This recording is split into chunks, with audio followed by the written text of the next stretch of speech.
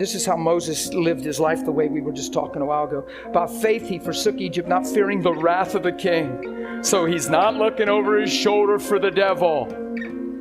Hello? Boy, I just really ministered, man, and I know the devil's going to get me now. He's out to get me now. That's what people think. You want your eyes on Jesus, because if the devil does show up, he'll get so exposed by the light you're walking in. You're just not going to fear him. You don't fear him. Remember yesterday, not in any way fearing your adversary. For he endured, here's what faith does.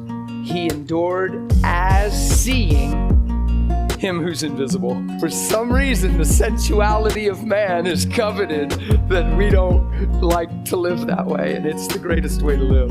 Because then I'm not ruled by my feelings anymore.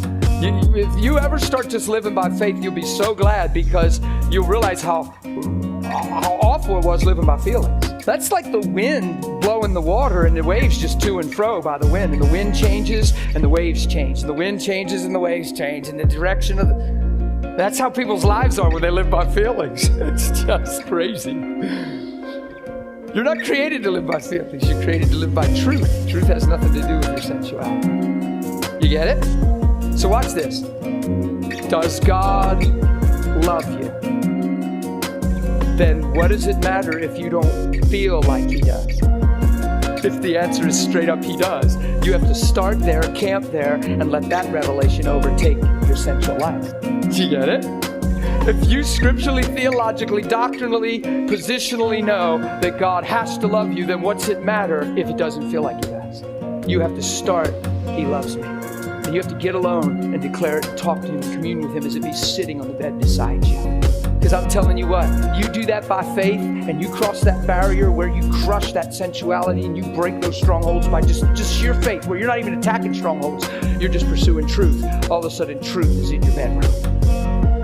I'm telling you, I started going into my bedroom, closing the door behind me, because it was an act of faith, because I believed when I went in there, I was meeting with him. Theologically, I knew he was in me, but that was a meeting place. So I closed the door on the way out, which I always leave my bedroom door open, but when I got saved, I started closing it, because I'd have to open it to go back in. Not go in. Oh, the funnest part was closing it behind me.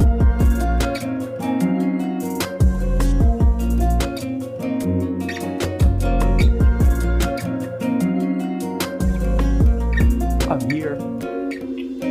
Click. It's just us now. Thanks for loving me. Thanks for this gospel. Thanks for being my Father, separating me from darkness. Thanks for loving me with love. I wasn't even doing that a week by faith. No, I shouldn't put time on that. Oh, God, forgive me. Because people, we do it. That we try that for a week and see if it works for us, and we're 30-day money-back guarantee people. We live by faith. Faith isn't something you try, it's something you become. Okay? So forget that I did that week thing, but I did it for a week. I don't even know if it was a week, but there was a little time where I was just doing that by faith, and all of a sudden I would close the door and begin to open my heart and speak, and I wouldn't even get a sentence or two out, and the tangible presence of God would just come and envelop me and hold me. And I'd be like, oh. I'd slide over the bed. But before that ever happened, I was there knowing I was meeting with him. So now God could give me a stewardship of that tangibility and give me an expression of his love in the tangible, because I'm not living by feelings, so I can't be deceived by feelings. So if I don't feel that, he still loves me. But when he's doing that, it's just so cool. But if that's not the case, I'm not, wonder what I did wrong. Where's God's presence? Why is not God? Why do I? God, hello, hug me, hello. That's what we do. Watch. That started happening, and then it got to the point where I would just close the door and not even say anything. And then it got to the point, it's still this way in my life today. And if I just say Jesus from my heart, he's right here. It's really fun. I don't know why he puts me through this publicly. This is him and me stuff. Serious. I'm not messing with you. I'm not being silly. Jesus. He's right here. I didn't, so right now, he's just on me. If I didn't feel that, he's still here. That's why he does that, because I know that he is. Because any man that comes to him must believe that he is. He just is. And you say, well, no wonder you act the way you do, because you feel him all the time. No, that's not true.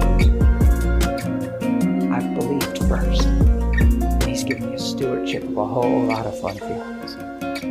Feelings are fun, you don't live by them. But they're fun. But you don't live by them. You live by faith. And faith will introduce you to some fun times of your life.